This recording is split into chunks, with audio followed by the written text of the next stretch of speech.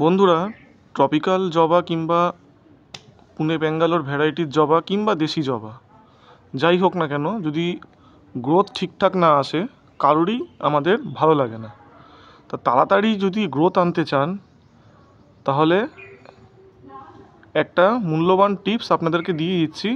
অবশ্যই এটা যারা রাসায়নিক ব্যবহার করতে চান তাদের জন্যই। আমি নিজে রাসায়নিক ব্যবহারে পক্ষপাতী নই, তা সত্ত্বেও আমি এটা বলছি যারা রাসায়নিক ব্যবহার করতে চান। তবে এখন শীতকাল কোনোভাবেই দেশি জবা বা পুনে ব্যাঙ্গালোর ভ্যারাইটির জবাতে এই রাসায়নিকটা অ্যাপ্লাই করবেন না।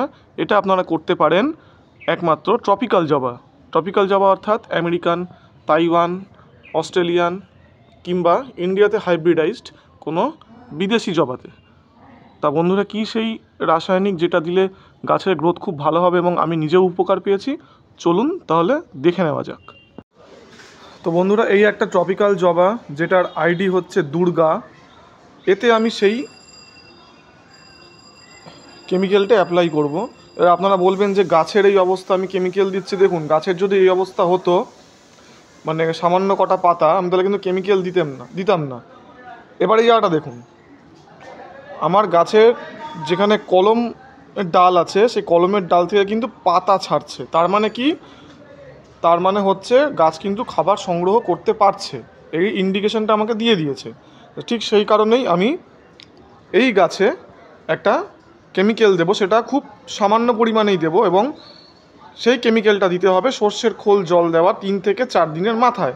আমি যেহেতু শুক্রবার দিন সর্ষের খোলের জল দিয়েছি, শনিবার দিন, তা আজকে হচ্ছে বুধবার, অর্থাৎ ঠিক 4 দিনের মাথায়। তাই আমি আজকে এই গাছে সেই কেমিক্যালটা ইউজ করব। তা কী কেমিক্যাল ইউজ করব এবারে আমরা সেটা আপনাদেরকে দেখাতে যাচ্ছি। তো বন্ধুরা, এই হচ্ছে সেই কেমিক্যাল যেটা আমি একটা কন্টেনারের মধ্যে রেখেছি। হ্যাঁ, আপনারা ঠিকই বুঝতে পেরেছেন যে এটা হচ্ছে ডিএপি। এই ডিএপি, যার ফুল ফর্ম সম্ভবত ডাই অ্যামোনিয়াম ফসফেট। তা এই ডিএপি দানা আমি এই যে 6 ইঞ্চির গ্লাস টব আছে, সেই 6 ইঞ্চির গ্লাস টবে দেবো। কতটা পরিমাণে দেব, কিভাবে দেব, সেইটা এখন আপনাদেরকে আমি দেখাবো। প্রথমেই আমি যেটা করব সেটা হচ্ছে আমি একটু আলতো করে এখানে খুঁচিয়ে নেব, যাতে এর ফিডার রুট না কেটে যায়।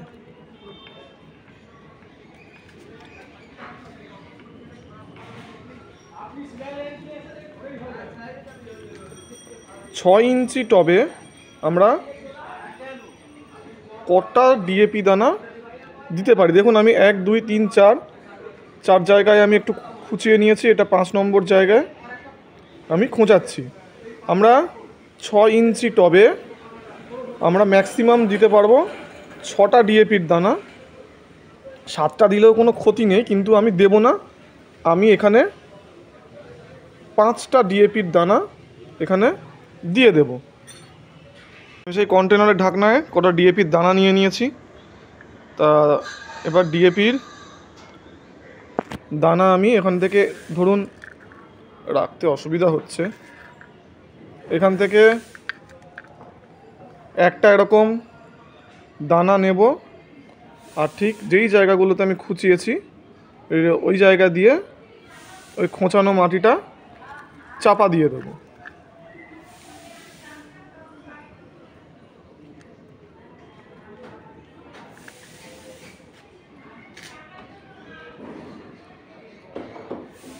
এটা কিন্তু বারবার এই জিনিস করতে যাবেন না, বা সেটা বলে দিলাম, মাসে একবারই যথেষ্ট। তবে যদি গাছ গ্রোথ নিয়ে নেয় তাহলে এই প্রসেসটা করার কোনো দরকার নেই। আর যারা কেমিক্যাল পছন্দ করেন, কেমিক্যাল ইউজ করতে চান, তারাই কিন্তু একমাত্র করবেন।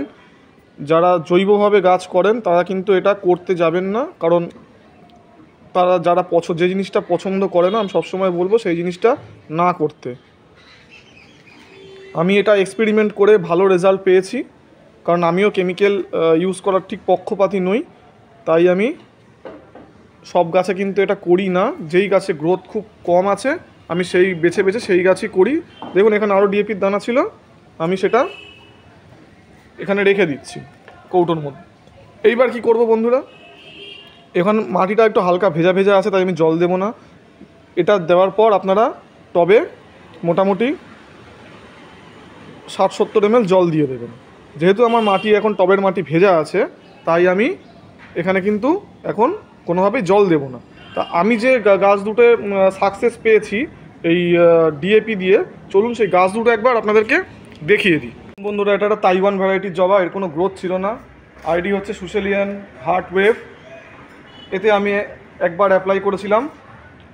আর এইটা একটা ট্রপিক্যাল জবা স্কারলেট ফ্লেম আইডি, এখানে আমি একবারই অ্যাপ্লাই করেছিলাম। তো একবার অ্যাপ্লাই করাতেই মোটামুটি ভালো গ্রোথ ধরে নিয়েছে। কারণ শীতকাল, এখন শীতকালে কিন্তু এই গাছেদের ডরমেন্সি অর্থাৎ সেরকম গ্রোথ হয় না, তারপরও এই গাছ দুটো মোটামুটি ভালো গ্রোথ নিয়েছে। এখন জানুয়ারির second week, February first week থেকে আবার এরা গ্রোথ নেওয়া শুরু করবে।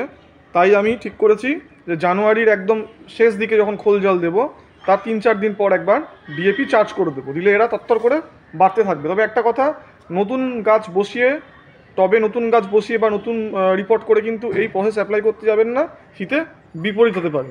তা বন্ধুরা, আজকে বারবার বলছে, ভিডিওটা শুধুমাত্র যারা কেমিক্যাল ব্যবহার করতে ভালোবাসে তাদের জন্যই। যারা অর্গানিকভাবে ছাদ বাগান করতে চান তারা এটা করতে যাবেন না। আর যেই পরিমাণ আমি দেখালাম তার বেশি কিন্তু ডিএপি দিতে যাবেন না, দিলে কিন্তু আপনাদের গাছের ক্ষতি হবে। তো বন্ধুরা, ভিডিওটা এখানেই শেষ করছি। আশা করি আমাদের ভিডিও আপনাদের ভালো লাগে এবং উপকারে আসে। আপনারা এইভাবেই আমাদেরকে সাপোর্ট দিয়ে যাবেন, যাতে আমরা আরও ভালো ভালো কিছু জিনিস, ভালো ভালো ছাদ বাগান আপনাদের সামনে তুলে ধরতে পারি।